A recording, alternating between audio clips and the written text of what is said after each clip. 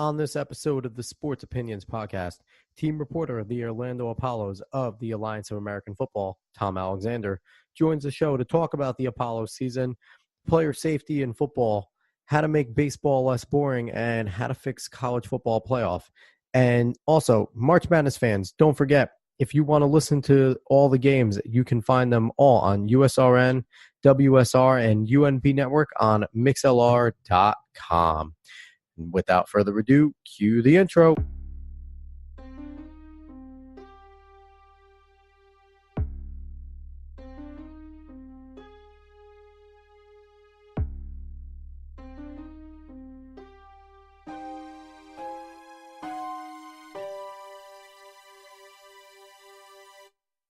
What's up, sports fans, and welcome to the Sports Opinions Podcast.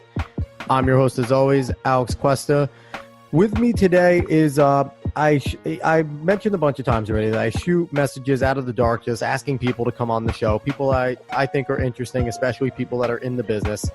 And I shot this guy a Twitter message, and pretty soon he was like, yeah, sure, I'll come on. And I was like, oh, all right, this is awesome. Because he's someone that is getting started with the fledgling league that I have talked about a million times. They are underway. It is Tom Alexander, the team reporter for the Orlando Apollos of the Alliance of American Football. What's up, Tom? Hey, how are you, Alex? Good. Really happy you agreed to come on here. Do you have any social media plugs, any promotions you want to give? Yeah, you can follow me on Twitter at the Tom Alexander. I'm on Instagram at I Write and I Know Stuff. You can also get latest Apollos news on Facebook, Twitter, Instagram at AAF Apollos. So to take it out of sports for a second, your Instagram, I Write and I Know Stuff. Tell me you are a Game of Thrones fan. Actually, I've never, ever seen the show. I was trying to come up with, I know the saying, and the meme and everything. And so I was trying to come up with a clever Instagram handle. And I was like, well, I write. And I was on Jeopardy in another lifetime many years ago, so I know stuff. So that's kind of how it came together. So I really need you to go watch Game of Thrones now, because I was about to geek out with you, and that just kind of threw off my mojo completely. Well, we could geek out about plenty of other geeky things, but that's the one sort of hole in my geek knowledge. Well, we're going to go from potential geek talk, which could be probably a whole other podcast, and now we're going to go to more jock stuff, for lack of a better term. Obviously, right off the top, you are the team reporter for the Orlando Apollos, which is pretty awesome considering it's a brand new league. It's a league that I'm behind, and I've been behind for a long time on the podcast since I've heard about it. The Apollos, I've started following them because I'm a Jets fan, and their loose affiliation to the Jets was like, okay, this is natural. I'm going to follow them. So the Apollos right now are sitting at number one in the power rankings, number one in the league. How has it been? What was it like initially as the team reporter going into week one, absolutely not knowing what the hell's going to happen with any of the players, any of the teams, and now the progression of this team playing so well and really gelling together, and the old ball coach is doing his thing? How has that been? It's been really exciting. I tell people all the time, I spent 10 years in TV news before this, so this is the coolest job I've ever had. I had an inkling, and it was really only a small inkling after watching them every day in training camp in San Antonio, and we had a scrimmage. All the teams in the league had one scrimmage game in San Antonio before breaking camp. And they performed really well when the starters were in that game against San Diego, who's one of the better teams in the league. So I had an inkling that they would be good, but to be honest, like you said, we really had no idea. But you just look at the roster, and with our player allocation being from the Florida colleges and universities, it sort of goes without saying that we're going to have at least raw talent there.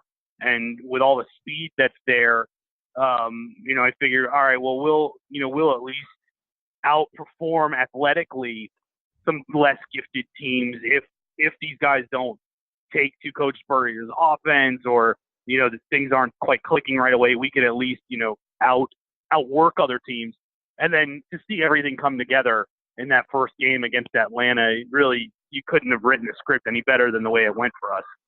No, not at all. And one thing I got to say is the only unfortunate part about this league is right when you start to get to know players because they're playing well and they're playing great, there's a pretty good chance you're not going to see them ever again.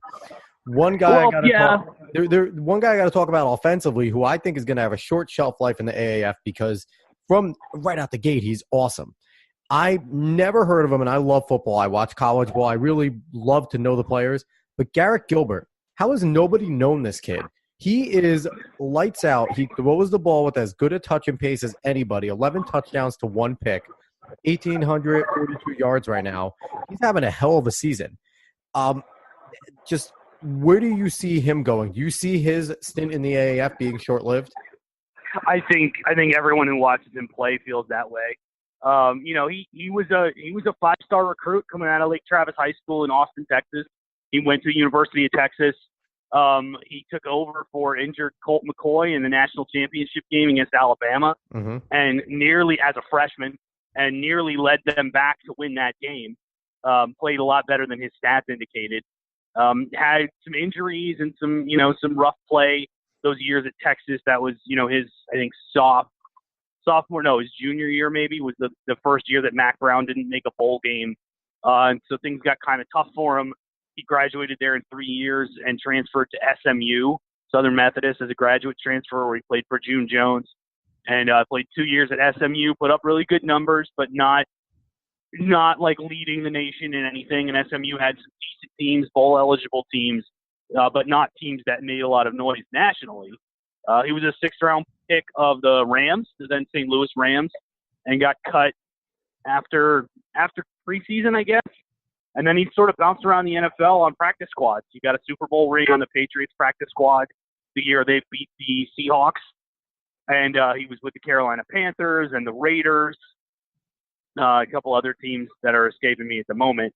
And he's been on and off with the Panthers. In fact, week 17, he got signed to the Panthers active roster because Cam Newton and Taylor Heineke had both gone down with injuries, so they needed a backup for Kyle Allen, who's going to start that last game. And so Garrett signed with the Panthers for that one game. Kyle Allen went down in the middle of that game, and Garrett got in. So he's played NFL snaps. But I think he's like a lot of guys in the Alliance. He's got a lot of talent. He hasn't ever really gotten a shot. When you're a practice squad quarterback and a backup quarterback in the preseason, you maybe get a few drives in the preseason. You don't get any meaningful snaps during the regular season. You barely get reps in practice when you're on the practice squad, and if you do, you're running the scout team, so you're not even running your team's offense. So he's been one of those guys that's just been kind of sitting there learning from a lot of really good quarterbacks and a lot of really good coaches and working on his game, working really hard on his own, and now he's getting a shot, and he's showing people what he can do.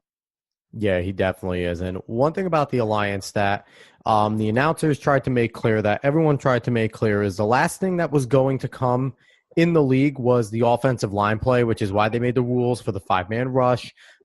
Can't blitz a safety coming off hot like they do in the NFL. But there are 3 teams in the league that I think have kind of figured out the offensive line play, and it's the reason why they are the better teams in the league. I feel like the Arizona Hotshots, the Birmingham Iron, and also Orlando has figured out how to make this unit cohesive in such a short amount of time. Have you had any conversations with Steve Spurrier or anyone about what the challenges were there and what was their game plan going in to try and get this offensive line to gel as quick as possible? We haven't had discussions specifically on those topics, but I have been talking to our linemen and to our guards and centers coach, Jim Stevens, and our offensive tackles coach, Todd Washington. And one of the things that they've said has really helped us, the offensive line play, is we've been blessed with health. Our 5 starting offensive linemen have made every start. Knock on wood. And that's incredibly rare in any professional football league, in any football league, to be honest. And they're all smart guys. They all have NFL experience. They're all good character guys. And so they're there, they absorb the system, they learn, they work really hard, and you can see how their play has steadily improved throughout the season. And with the exception of the game against Arizona, our one loss of the year, they've been among the elite offensive lines in the league. Yes. Our center Jordan McRae, who was a guard in college, moved to center when he joined this team. is the highest graded offensive lineman in the alliance, according to Pro Football Focus. He's only allowed, I think, 9 QB pressures this season and no sacks. Yeah, he's, like I said, that offensive line is definitely, I think the talent of Gilbert to get the ball out at the right time helps. And it's symbiotic. Football is such a symbiotic sport. When one guy shines, it's because 10 other guys are doing very well. And that's really a lot of the times how it is. And I think Gilbert's talent level and the way of knowing when the pressure is coming, where it's coming from, and how to get the ball out quickly has assisted his offensive line and given them confidence. Now, go ahead. No, I think you're right. I mean, he's one of the least sacked quarterbacks in the league, and that's not it. That is, he has a really good instinct for when to get rid of the football when the pressure's coming. He knows when it's not there, and he's able to get out of the pocket and get rid of it. And he's avoided a lot of sacks on his own that way, on plays where maybe the line didn't play as well as it could have. And he's careful with it. He's only, like you said, he's only thrown the one interception when he does that. So you're right. It's a two-way street there. It's about Garrett and it's about the linemen working together. 100%. Now, you mentioned to me that one of the reasons you were interested in becoming basically a member of the Alliance, because I feel like everyone in the Alliance, everyone's in this experiment together. So becoming a member of it is because there's stress on player safety. Now, one thing that I've noticed about the league is, first of all, the pace of play is right on pace with the NFL. I expected to see high-level college ball, kind of watching Alabama play Clemson in the national championship style play every year, where it's like a tick or two slower than the pros, but still good football. What I've gotten is high-level pace with a lot of guys still trying to figure it out. And a lot of guys, now the rust is starting to shake off and the football's better. But in the beginning, it was a lot of rust breaking. But the pace is what jumped out to me. And you talked about player safety. And as safe as it is, I've also seen them be able to play a lot more football than I've seen in years in the NFL. A clean hit is not getting flagged. A clean hit is getting, even the opposing player, giving them a hand up, a pat, let's play the game. So what has drawn you about the safety aspect and their mission, and what have you seen in terms of what I've said? Well, when they announced the Alliance just a hair over a year ago, I was a podcaster like you, and I had learned about some of the concepts in terms of getting rid of kickoffs, which are some of the most dangerous plays in football in terms of player health, the onside conversion instead of the onside kick. They hadn't announced the rules about the 5-man rush. That's something I learned later. But just in general, the focus on player well-being in the game and then off the field, too. These guys get health benefits along with their family. The Alliance really places a heavy emphasis on not just their physical well-being, but their mental well-being. And there are lots of options for them to take advantage of to make sure that is taken care of. Most of our players throughout the league are living in hotels because most of them, while they went to college in the areas where they're playing in the Alliance, they're not living there in the off season. So the meals that are provided for them, there's a nutritionist that designs the menus league-wide and provides recipes to the staffs at the hotels and the people catering team meals, both at home and on the road, and post-game and everything, to make sure that you guys are eating healthy, that they're getting enough food, and they're getting the right kinds of foods to perform at a high level. And that's the kind of stuff that you don't hear about very often, but those are the kinds of little things that help keep players healthy and help keep them functioning long after football is over. And, that you see so often in recent years with things in the NFL and just generally talking about football in general and the sport being dangerous. And we're starting to see sort of the long-term effects of that on former players, not just CTE, but all kinds of different injuries. And, this to me was like, well, okay, these are people who are trying to not get rid of football, but make the game safer so that it can continue, but that the players who play it aren't putting their lives in jeopardy every time they go out on the field. So that made me really want to be a part of it, that and a lot of other reasons. But that was a huge thing for me to want to be a part of it. And in terms of, clean hits and things like that, I think, yeah, you're right. I think being a fledgling league, being a startup, it really helped that some of those hits were, that they're letting the guys play in a lot of instances. So, that it helps the league, it helps the players, and the players are hungry to try and get back to the next level. So they're playing the game the right way as best as they can. Coaches are teaching proper technique. to keep everyone safe. And, they're being good sports because they know ultimately they're all here for the same reason. And that's to wow some scouts or GMs and get another shot. So one thing that me and you may debate on is in terms of the player safety part.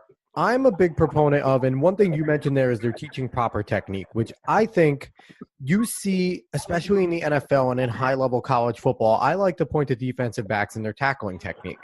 And the real question is, do they have any? The answer is no.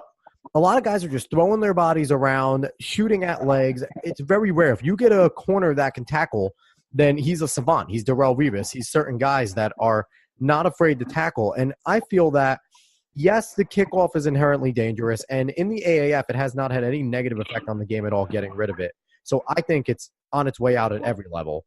But if you're just teaching proper technique, not only in tackling, but in terms of ball carrying, because I have yet to see a running back get a penalty for lowering the crown of his helmet and using that as a weapon against a defender, which is constantly happening at every level of football.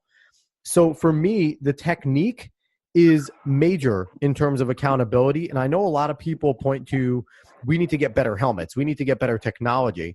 But from what I've learned around being around high-level athletes is when you give them better technology that's going to make them safer, they're going to take more risks in order to get the job done and be better. So in giving them these tougher, better helmets, certain guys are just going to kind of take it and go, okay, I could still do whatever the hell I want and I'll be safe. So what say you to kind of that concept? Well, I mean, there's a middle ground, right? Obviously, proper technique is important. You can eliminate a lot of injuries with proper technique. I agree with you to an extent about the technology aspect because I've been saying for years, if you really want to eliminate so many head injuries and spearing in the NFL, is take the face masks off. Go back to leather helmets. Hell yeah. And guys are going to be a lot more wary of how they use their bodies. But it's also about rule changes like eliminating the kickoff. I think to make the game safer. I think you're seeing it in the Alliance, and I think it's starting to work its way into other levels of football. Is the game is becoming more progressive. The sport is becoming more progressive. They're willing to make changes to survive. Society has changed. The things it's willing to accept from entertainment and from its athletes have changed. So the game's got to adapt to follow its audience. So that means getting rid of things that like the kickoff. Where okay, now we've taken almost all of the foot part of football out of it, but it's about it's not ancient Rome. These aren't gladiators. Like, we need to make sure that these people are taken care of just like anyone else. Part of it too is about cumulative injuries. We don't hit nearly as much in practice at the professional level as maybe you do at the youth level. And I think that's something that's going to have to work its way down into all levels of the game too, to prevent cumulative injuries. The only thing I do have to say is when we sit there and a lot of us talk about the long-term health of the professional athlete, which I agree with, it should be paramount. But at the same time, let's not all pretend that from a young age, we were all taught the dangers and the risks of football. And we were all taught that the longer you play this, the longer of a chance you are going to have to be injured for the rest of your life. And we've all had those coaches that are just hobbling around saying, this is from college ball. And we chose to ignore those risks in order to get those big paychecks. And all the athletes chose to ignore those risks in order to get the massive paychecks. So while I think it is important to focus on the safety aspect, I don't want to take away the responsibility of the individual that is making the choice to continue. We've seen some high-level guys. Rob Gronkowski just recently retired because of all the injuries he was getting.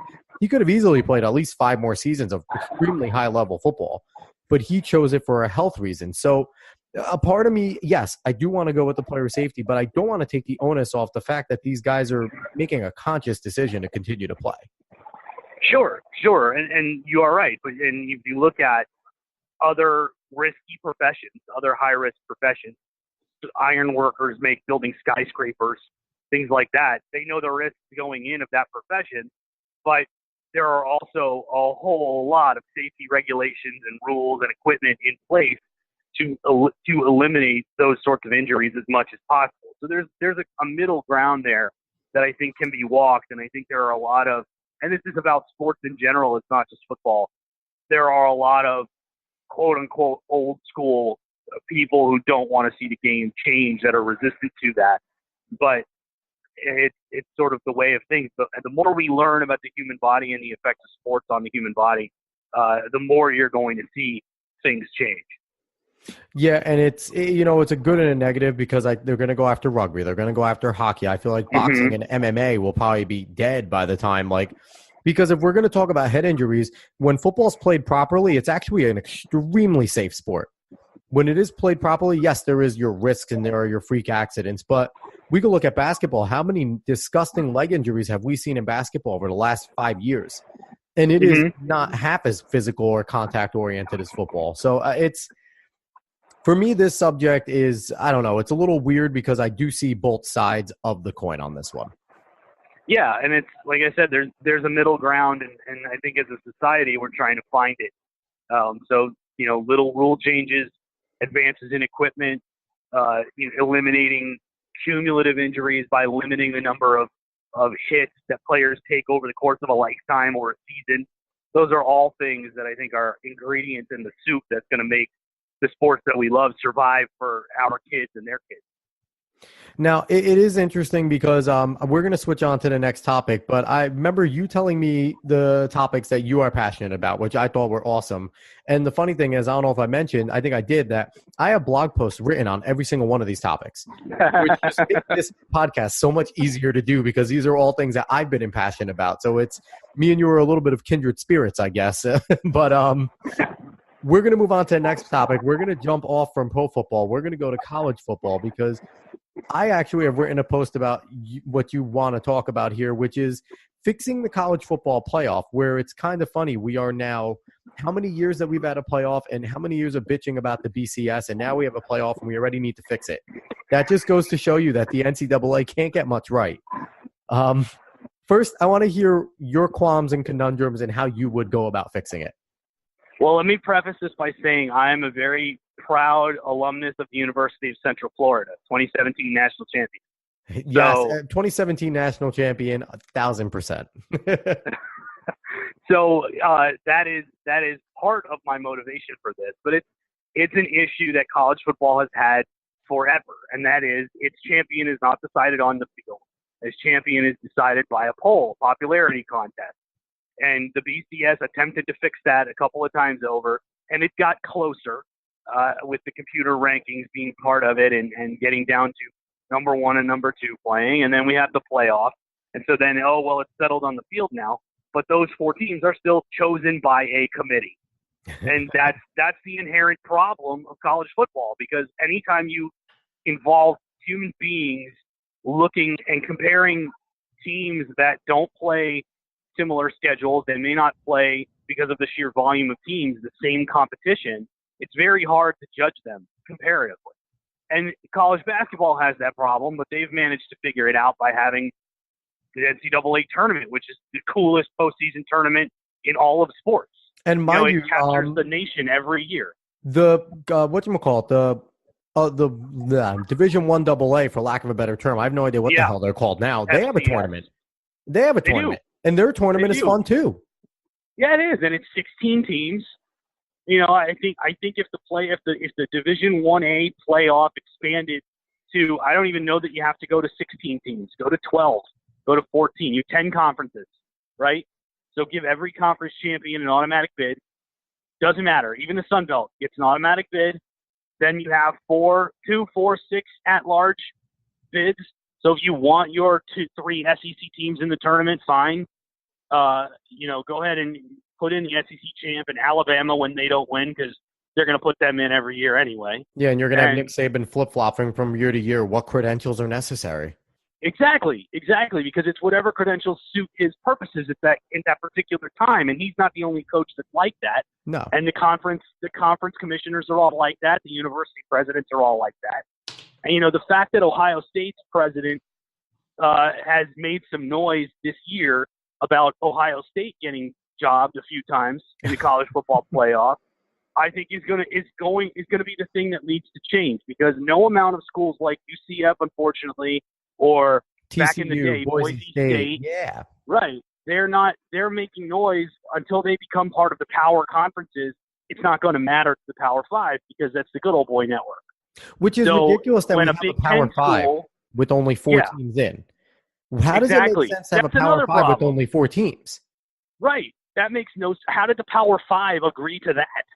Because they're like one of them's going to get the shaft every year. Yeah. Every year. So now a Big Ten power like Ohio State with all that history is starting to get upset with it. That's the kind of thing that's going to force change. Without a doubt. Now, I'm just going to do a little bit of a shameful self-plug on my blog here that I wrote, but I'm going to synopsize it pretty quickly. I had 4 different scenarios on how to fix it. And this, I think I wrote it back like when it first started after the first year. Yeah, I wrote it in 2014. So I was already done with the playoff after 1 year. But I said a 16 playoff where the 5 power conferences, each their champion is an automatic bid. And then there's one non-power conference. It has to be a non-power conference. Highest ranked team gets in. I think that would be fair.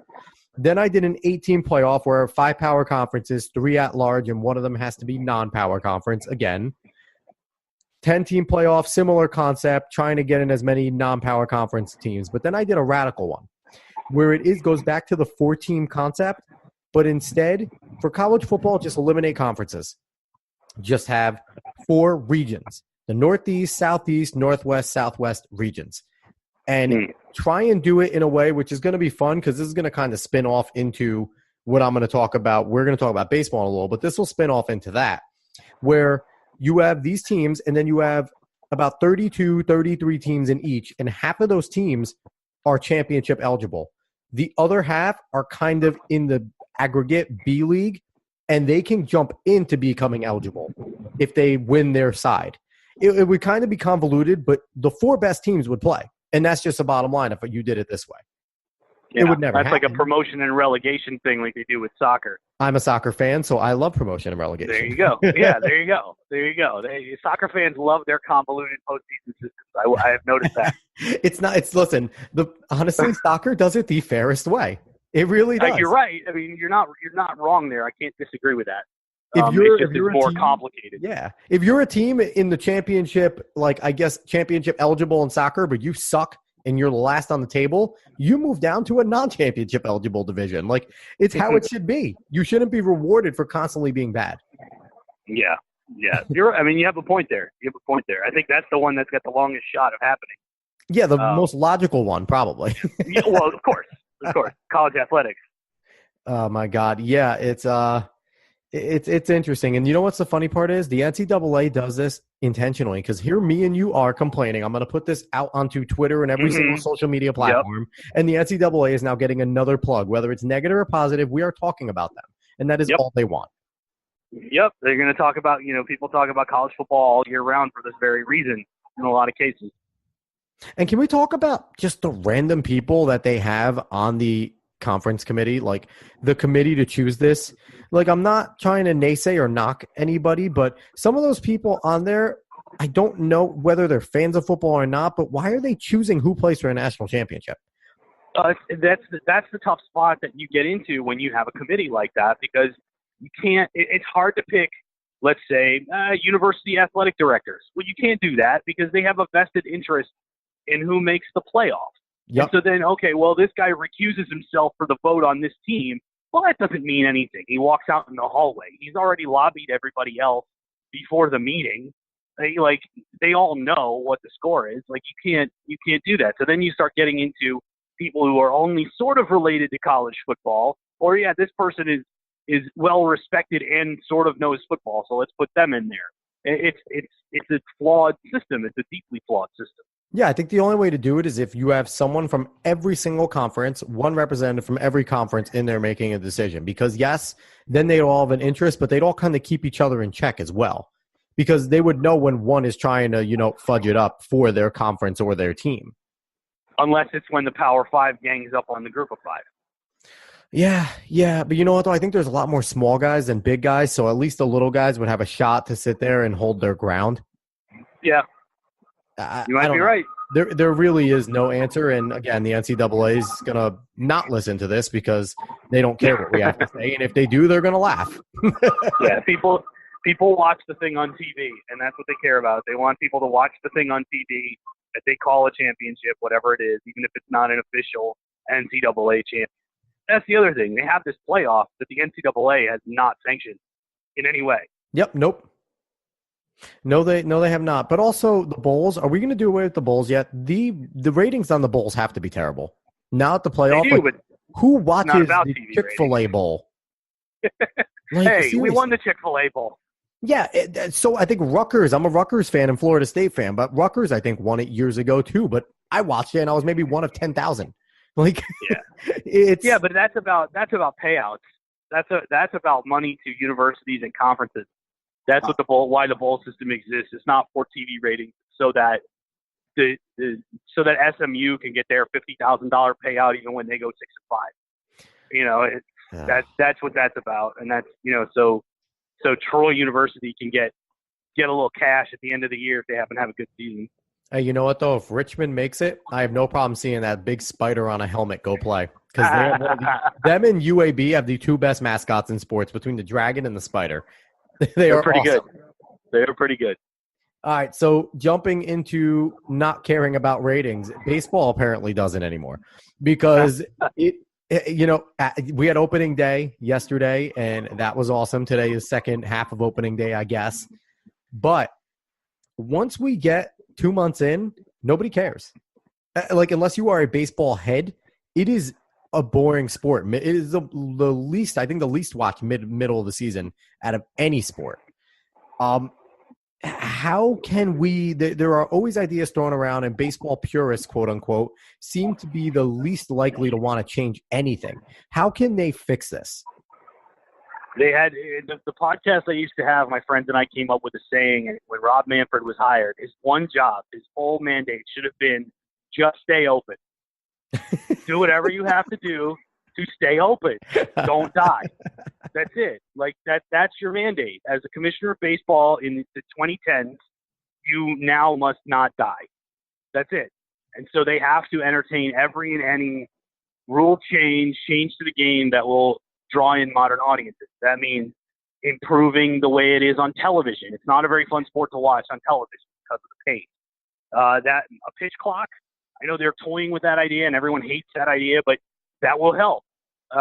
Everybody hated getting rid of the 4 pitches to do an intentional walk, and now it has sped the game up a little, and nobody cares. Right. People just hate Nobody it because it's different. Nobody missed it. No, not at all. They hated it because it's not the same old formula of Coca-Cola that they used to drink.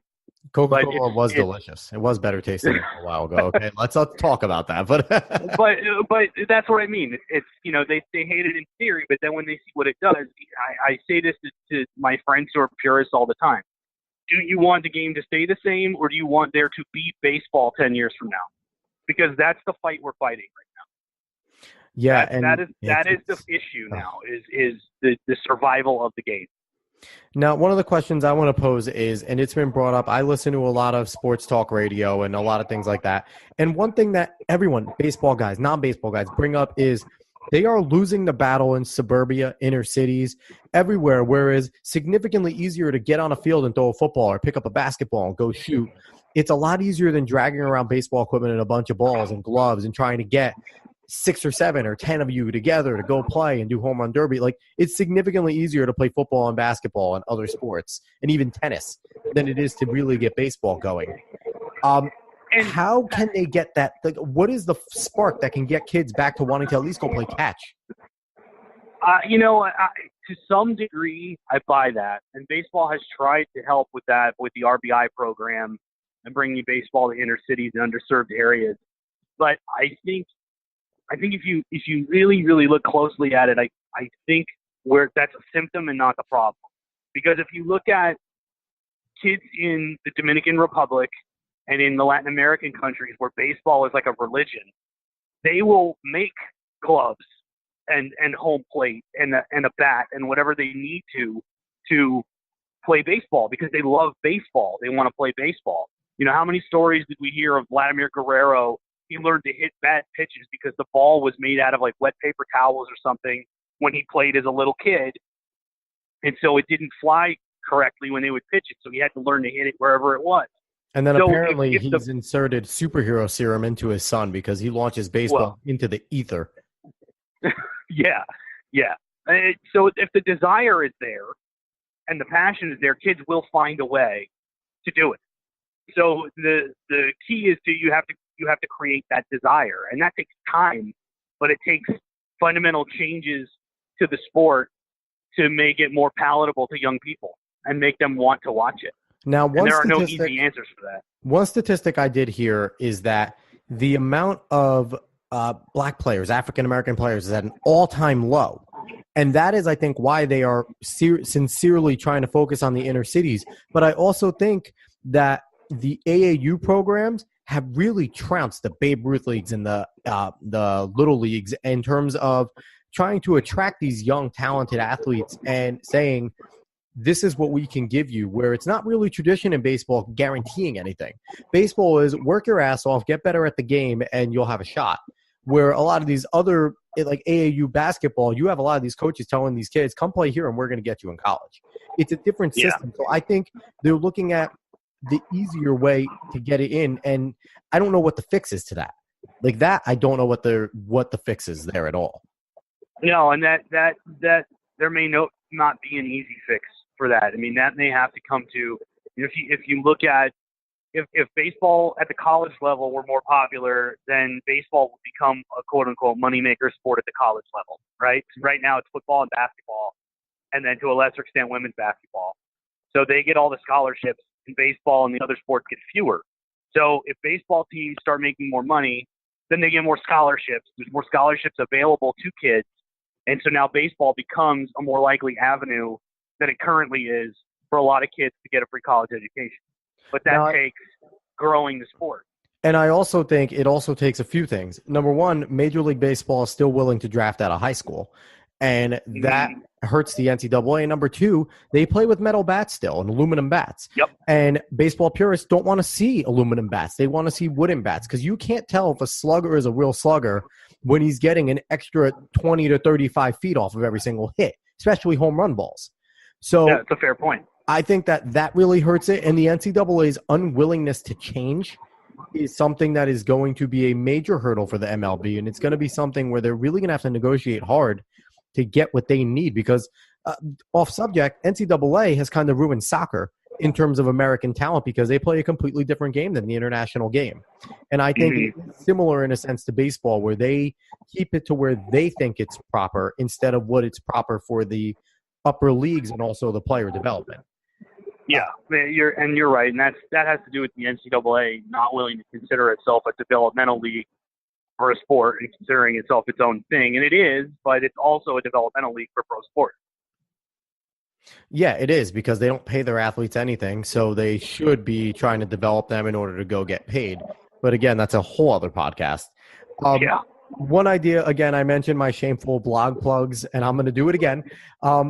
We talked about aggregate scoring, and I would like to bring it to baseball in a lesser form where it's not necessarily aggregate and relegation, but start keeping aggregate scores because baseball games are played in series. You get a 3-game series, 4-game series, 2-game series.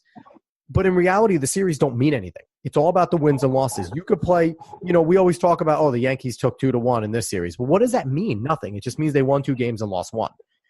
Now, what if there was a way where, you can take each series and turn them into a little mini series and they get an aggregate score. So every run counts towards the aggregate score of that series.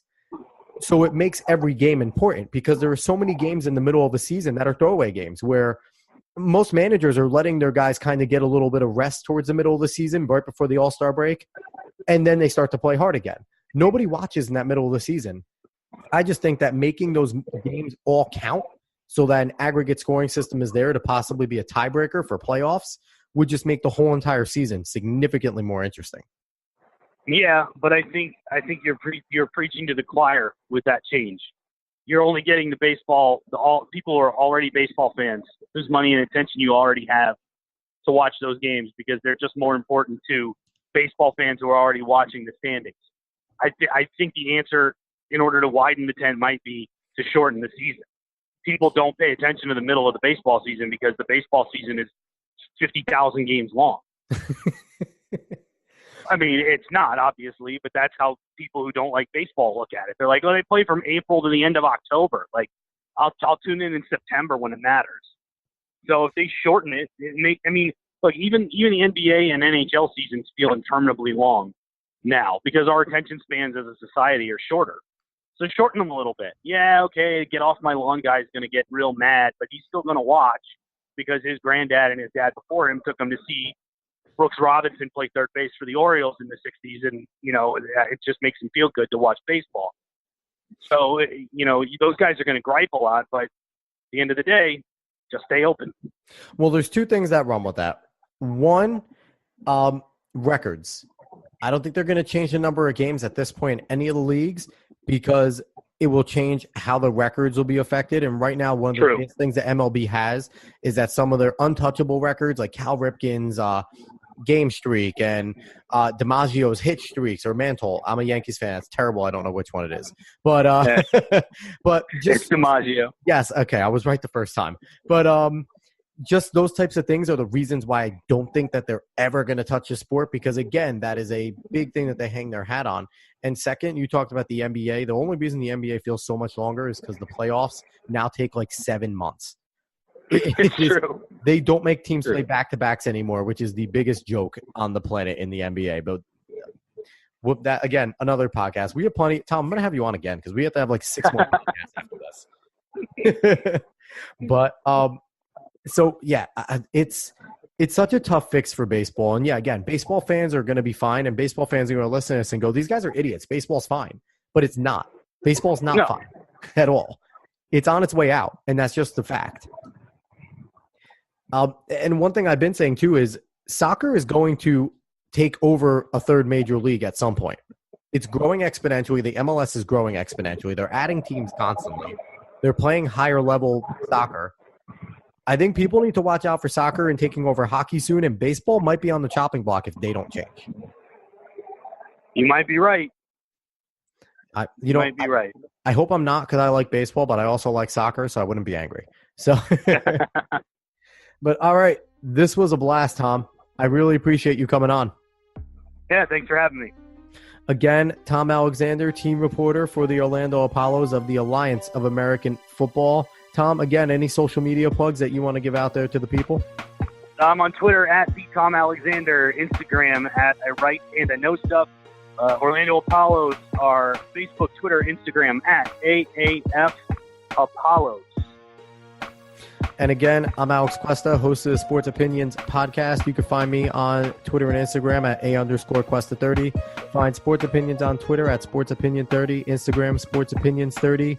Visit the Facebook page and anywhere you can find a podcast, Spotify, Apple Podcasts, Google Play Music, iHeartRadio. Anywhere you can find it, you can find the Sports Opinions podcast. Because go Google search it, listen to great episodes like this and all the others I have had. And again, Tom, thank you so much for coming on. Thanks for having me, Alex. Once again, Sports Opinions podcast. Thanks for listening. Have a good one, everyone.